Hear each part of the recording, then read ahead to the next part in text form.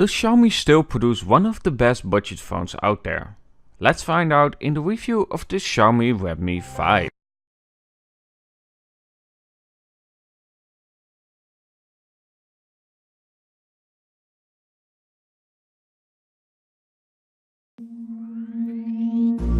I ain't feeling lonely, and I wanna admit it's time to end the ride. Fading it too slowly, with those gonna lift me up this time. You were the only one who got me tripping up inside. All the words you told me, am I reading something different from your eyes? So to start off, we know that Xiaomi delivers one of the best budget phones out there in terms of performance and experience for its price. And with the Xiaomi Redmi 5, this is still the case. With that being said, they could have done something about the design that looks outdated by now, and of course less sophisticated compared to some other budget phones out there. Apart from the taller display ratio, this clearly resembles the Xiaomi Redmi 4. So let's talk about the display. The Xiaomi Redmi 5 has an 18:9 ratio display with rounded corners, something we see a lot of these days. And the display isn't bad by any means, but it isn't going to wow you as well. The Xiaomi Redmi 5 has a 5.7-inch display with an HD Plus resolution, meaning 4040 by 720 pixels, which is honestly a bit low. But you can also get the Xiaomi Redmi 5 Plus that offers a bigger 5.99-inch display, but also with a full HD Plus resolution.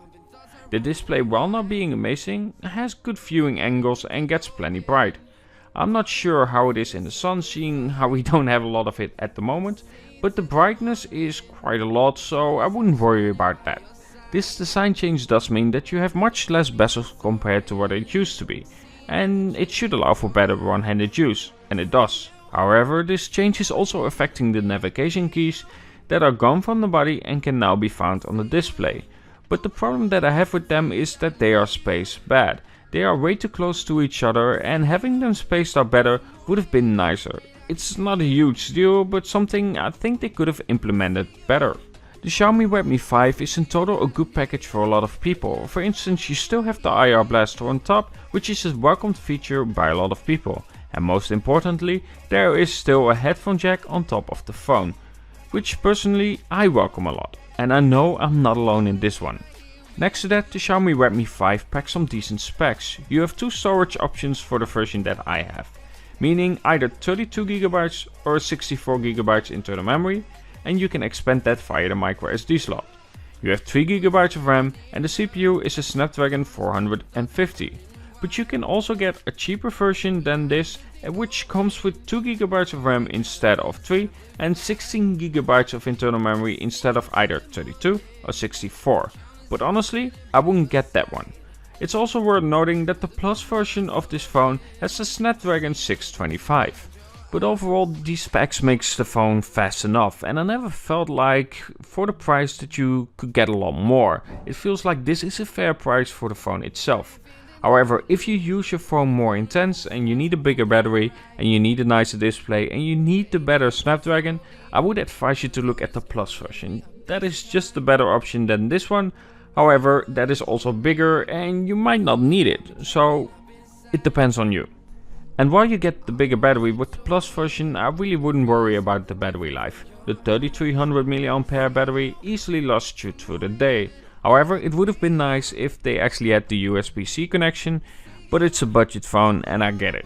But let's talk about their camera, shall we? This is where things get good. For one, we don't have a dual camera setup and then a company claiming that they have this whole bokeh effect down, which they really don't.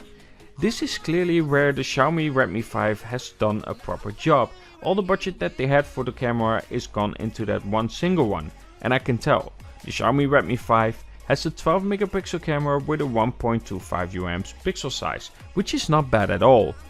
With it, you get some pretty good pictures. The dynamic range is good, pictures are sharp, but sometimes, a bit more saturation would have helped. You also get a Pro mode in the camera settings, but honestly I wouldn't use it because there aren't enough options out there. But let me just show you and see what you think about it.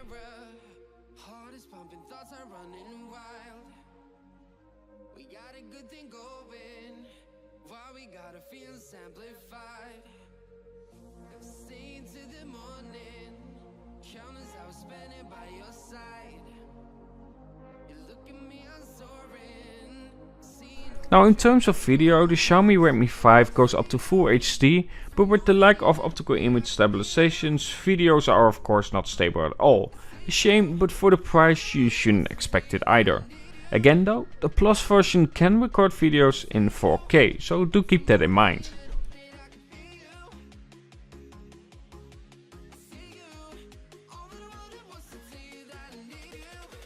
Overall, what sells this phone is its price to performance ratio. You get a good camera for its price, you get a decent display and you get a good battery life. The fingerprint scanner is really fast and the phone just holds its own.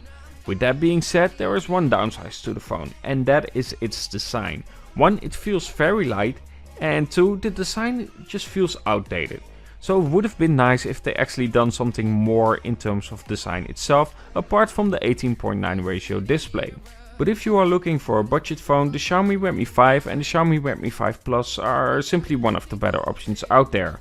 And if you are looking for this phone, I will place a link in the description.